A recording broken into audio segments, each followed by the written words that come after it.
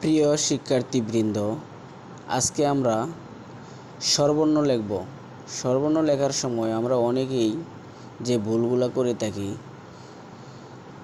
সেগুলো খেয়াল করলেই কিন্তু আমরা সুন্দর করে লিখতে পারবো। স্বরবর্ণ লেখার সময় ছোটো বাচ্চাদের ক্ষেত্রে প্রথমে আমরা যেভাবে ধারণাগুলো দেব, প্রথমে আমরা একটা মাত্রা দিব। মাত্রার নিচে এইভাবে গোল করে ডান পাশ থেকে ঘুরিয়ে বৃত্তের সমান হলেই উপরে উঠিয়ে রাখব। এবার এইখান থেকে নিচের দিকে আনবো, নিচ থেকে সোজা উপরে টান দিয়ে দিব, ডান পাশে হাফ মাত্রা দিয়ে দিব, হয়ে গেল স্বর অ। প্রিয় বন্ধুরা, এবার লিখব আমরা স্বর অ থেকে স্বর আ। স্বর আ লেখার সময় প্রথমে আমরা একটি মাত্রা দেব। মাত্রার নিচে গোল করে ডান দিক থেকে এইভাবে ঘুরিয়ে সোজা উপরে উঠিয়ে দিলাম। এবার এইখান থেকে সোজা নিচের দিকে নিয়ে আসলাম, নিচ থেকে সোজা উপরে উঠিয়ে দিলাম। উঠিয়ে এইখান থেকে একটা আকার বসাবো।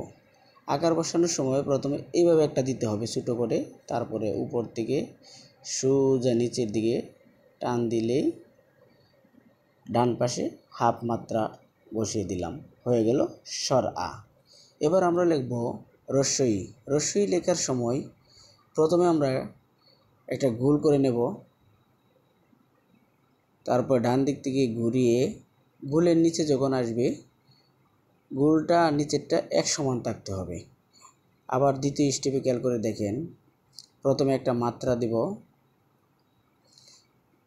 মাত্রার নিচে এইভাবে গোল করে ডান দিক থেকে ঘুরিয়ে বাম দিকে নিয়ে বাম দিক থেকে আবার একটু নিচের দিকে নিয়ে আসলাম।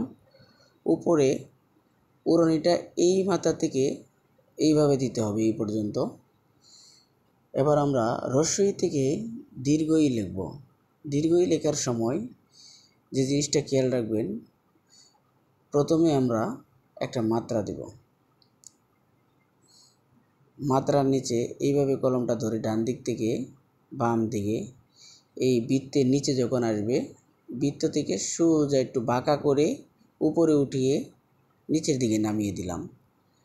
আর উড়ানিটা দিব আমরা এই ভাঙ্গাটা থেকে এই পর্যন্ত, হয়ে গেল দীর্ঘ ই। এবার আমরা লিখব হ্রস্ব উ।